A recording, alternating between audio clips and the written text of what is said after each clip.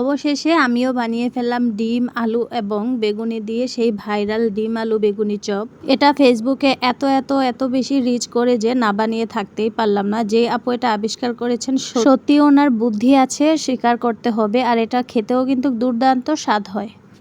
তো আমি এখানে বেগুনিগুলোকে কয়েকটা শেপে কেটে নিয়েছি। একটা হচ্ছে গোল শেপে কেটে নিয়েছি, আরেকটা হচ্ছে স্কোয়ার শেপে কেটে নিয়েছি।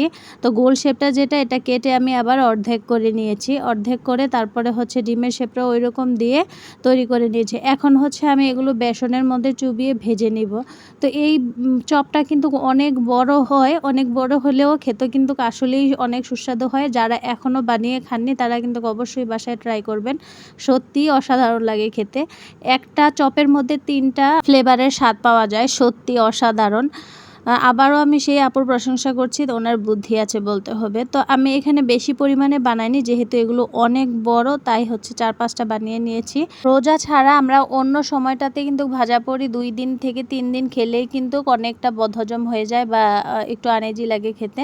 কিন্তু এই রোজার সময় সারা মাসেই কিন্তু এই ভাজাপোড়ি চলতেই থাকে, খুব ভালো লাগে খেতে। তো ভিডিওটি এ পর্যন্তই। সবাই ভালো থাকবেন, সুস্থ থাকবেন। আল্লাহ হাফেজ।